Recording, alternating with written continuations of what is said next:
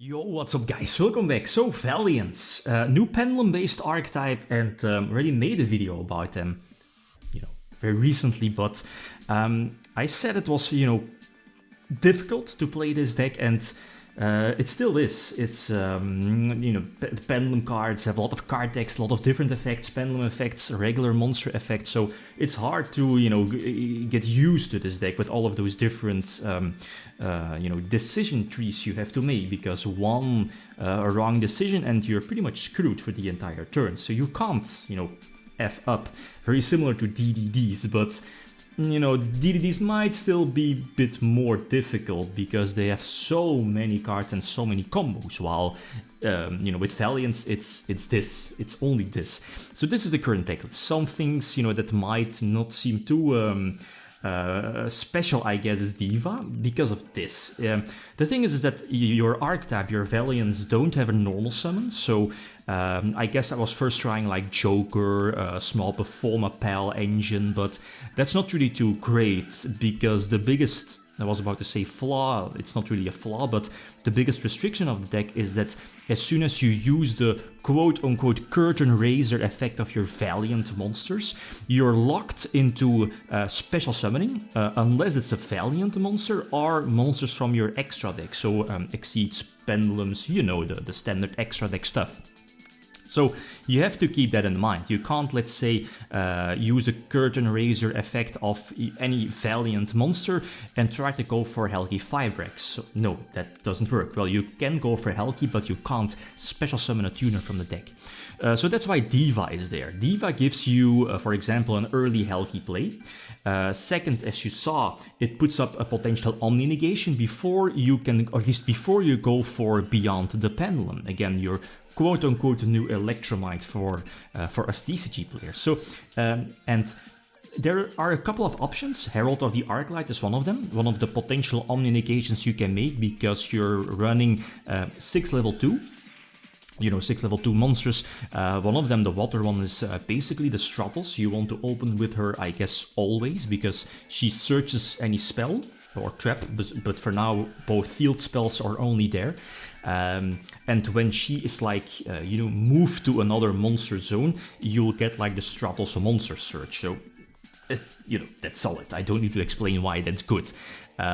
So going first, it pretty much works like a regular Pendulum deck. There are some advantages, is that for example, this level 8 is your polymerization, if I'm not mistaken, but it also gives, like, when you have a phase-up monster in your spell and trap card zone, you can bounce it back, for example, to the hand. So kind of setting up for next turn. And that's why, the level 2 here in hand, it's again the Stratos, right? She searches either, in this case, the field spell, or one of the field spells, or a monster when she's switched from the zones. As you see in the hand, and I'm running the spirits, I believe their name is, or their names are, because they first of all have a scale of 9, obviously very solid because you can pendulum summon everything that I'm currently running in the deck, but most importantly is that as soon as you pendulum summon, you can bounce itself back to the hand. So it's very similar to Cleafords back in the day with, what is it called, Tramplings, I believe. So by doing this, it opens up your pendulum scales again to make use of your Valiants, right? I was about to say, yeah, most of them, if not everyone, every card, Valiants card, has the effect that it's basically a curtain raiser, right? Get itself from the pendulum scale to the zone that's, above that particular pendulum scale. But again, if you use that effect, you're basically locked into only being able to special summon Valiants or monsters from the extra deck, right? So as you saw, going first, it pretty much, it's your to-go-to Pendulum deck. Put up a couple of negations and go from there. What does it do going second? There are some options. This one, the Water level 4, kinda acts like a Spiral Tough. Like, again, you can easily special summon it with, your Curtain Raiser effect, and then target a face-up or a monster from your opponent, and then, toss a coin. If you, I believe, heads, then I believe its effect will be negated, or tails, and then its attack will be halved. So your opponent could negate it, because, the monster could be destroyed, or your opponent could, decide to not negate it and hopefully, hit tails and it will only drop its attack to half, but most of the time it will just force out the negation, right? And let's not forget, Beyond the Pendulum has that popping effect that as you special summon at the same time 2 monsters with different levels, you can destroy, is it 2 cards on the field, I think? Yeah, I think that's the case, but the thing is that as soon as you go for Beyond the Pendulum, you want to have at least 1 Omni Negation on field with Diva, with the Odd Eyes Pendulum monster, the level 2 tuner, Herald or Fleur, Baroness, to make sure that your Beyond the Pendulum goes through, because she's kind of like a choke point for the deck. Because as you saw, or maybe if you've seen all the Valiants, there are low, all of them are low level scales, so all scale of 1, and I'm only running, I believe, 2 or 3, I believe 2 in the final build, you know, of those spirits, the scale of 9, right? Because again, most of the time, like 99% of the cases when, again, as you see, if you use Beyond the Pendulum, the searches will be either one of them, because of the high scale. So again, I think I went first, yeah. The thing is, you have so many gimmicks, and as you saw, the current lack, but it's still the first wave of support, but I'm definitely expecting more Valiants spells, maybe a polymerization to actually make use of their big fusion, which also is a scale of 10, and I believe the other one, which I think only normals are, you know, get on the field only once, because it's decent, but it's not really the best, because both fusions kind of capitalize on the gimmick, or one of the gimmicks of the archetype, that you can like special summon face up, let's say, Valiants in either player's spell and trap card shown to the field, something like that. And for now, that's a bit too much. You're not really playing, or your most or strongest plays are not focused on getting your monsters face up in, let's say, your spell and trap card zone. It's just an extra gimmick. So again, I'm not focused on that, but I could see myself, like, when the archetype gets more spells or traps or whatever that you can search out eventually with the level 2 water, I could see myself actually make space, extra deck space, to get at least to add in that high level fusion, right? But for now, I don't see the need to go for that because of this Norito, Baroness, the standard stuff, right? So yeah, there it is. It's cool. The pendulum effect is of course much better, very similar. Also has like a curtain raiser effect when it's like in the pendulum scale. But the problem is getting it in the pendulum scale. The fusion that needs 3 Valiant monsters is much better. When he's like destroyed, he'll put himself immediately into the scales. That's much better.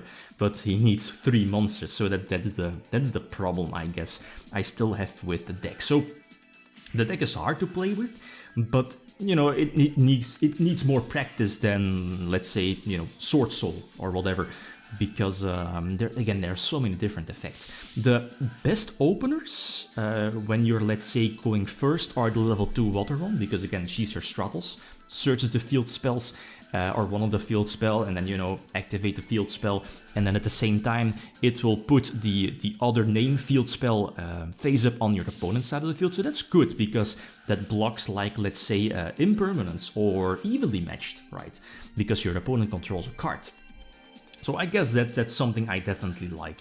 But then again, you don't really want to draw or open with those field spells, right? So again, forcing out those negations. And here, I mean, again, Beyond the Pendulum is a choke point. And that's why I definitely need that Omni negation there, like Herald or Baroness. So put up the scales, get like a weak Pendulum summon off, but the thing is that I didn't really have too many options. I think the only option here was to go for Baroness, to at least have 1 interruption, 1 negation. But that's not enough because of, Phoenix Enforcer. I do have like a high scale ready for next turn for, again, a weak Pendulum summon, because Beyond the Pendulum is eventually going to get destroyed. But, the Prosperity. Was it Prosperity in this? Yeah, I think so. Because of Prosperity, you can't draw, so Celestial is kind of dead in the graveyard, but it's not going to matter because Phoenix Enforcer is so ridiculous, right?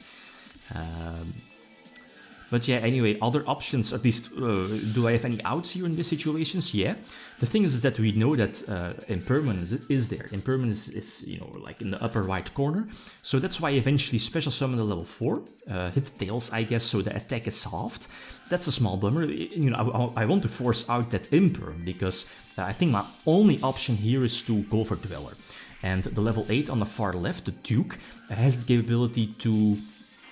I'm not sure which monsters, there are cards that have the same effect, but block the set card from your opponent, so they can't use Imperm, but it's only for until the end of this turn, and that's a bummer, because I definitely needed Dweller to survive, but in the end it doesn't matter, because Gamma is still ridiculous. So the thing is that I feel the archetype definitely has like a lot of strengths. First of all, you know, a lot of opponents don't really know how the deck works, so you can definitely capitalize on that, or could capitalize on that. But the deck also has a lot of choke points, so like a well-timed hand trap, or if your opponent knows how the deck works, like you're very limited to both your skills, you get your monsters like up, or special summon them to the zones above the scales. Again, if your opponent now knows how or where to you know, actively imperm a potential play, you could like stop your entire turn because of that.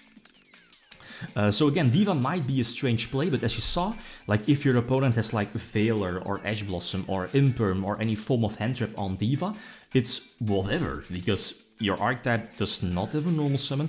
If they negate Diva with Veiler or Ash Blossom, you still have a tuner on the field to, well, okay, you're probably not going for Helki, depends, if you didn't lock yourself into a Valiant summon. But if you did, you can just go for Beyond the Pendulum, because that's a beautiful thing, right? Beyond the Pendulum only needs one Pendulum monster, so that's something I definitely like. But, I mean, with more support, Diva is probably not going to cut it, right? Let's face it. And eventually I decided to drop the Chronograph, I believe that's the name, right? Package, because of the Mythical Beast package. It's superb, level 8, level 6, Monster Negation, Disruption as well. Rank 8, rank 6 Exceed play, so you have so many options thanks to the Mythical Beast engine. So for this, I feel the ratios are pretty set. And yeah, but it's just, the deck needs a bit more spells, preferably no traps, depends, but more spells that actually does something, right? Because the field spells, they don't really do that much. They capitalize on the gimmick of having that, or at least those face-up Valiants in your spell and trap card zone. But anyway, so yeah guys, that's it for me. Thanks for watching, and feel free to leave suggestions. Feel free to leave a comment or like if you enjoyed the video. Leave them signing out. Peace.